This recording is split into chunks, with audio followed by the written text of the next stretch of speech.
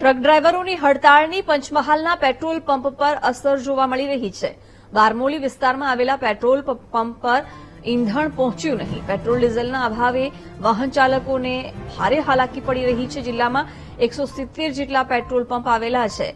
Pump પર આવતીકાલ સુધી ચાલી શકે એટલું જ ઈંધણ ઉપલબ્ધ છે।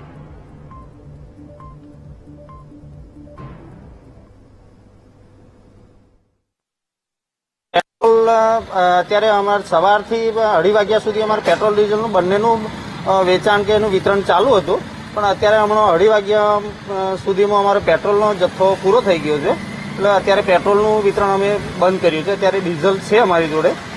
અમારી ગાડી રિફાઇનરીમાંથી ભરાઈ અને નીકળી ગઈ છે, પણ રસ્તા વચ્ચે આ હડતાલના હિસાબે ટ્રાફિકમાં ઊભી થઈ ગઈ છે, એટલે અત્યાર સુધી અમારી જોડે પેટ્રોલનો જથ્થો આવ્યો નથી।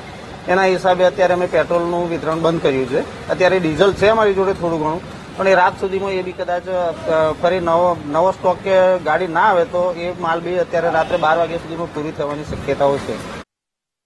દેશભરમાં ડ્રાઈવરોના કાયદાને લઈને કેટલીક જગ્યાએ ગાડીઓ રોકવામાં આવી રહી છે, તો કેટલીક જગ્યાએ ચક્કાજામ કરી દેવામાં આવ્યો છે। ત્યારે પંચમહાલ જિલ્લામાં તેની જે પેટ્રોલ પંપો છે એની સીધી અસર પડી છે। આપણે છે હાલ ગોધરા સ્થિત બામરોલી રોડ પેટ્રોલ પંપે હાલ જે પેટ્રોલ પંપ છે તેમાં પેટ્રોલ ખૂટી ગયું છે, જેના કારણે તેમને બંધ કરી દેવામાં આવ્યો છે। હાલ જે છે એ પેટ્રોલ ભરનારા કેટલાક લોકો છે એ સીધા જઈ રહ્યા છે।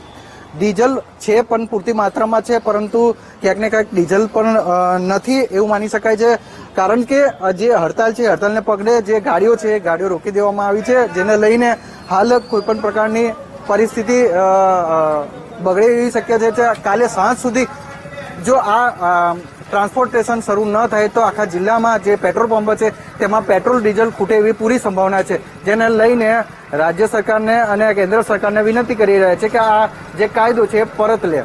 વિવેક સુથાર, વીટીવી ન્યૂઝ, પંચમહાલ।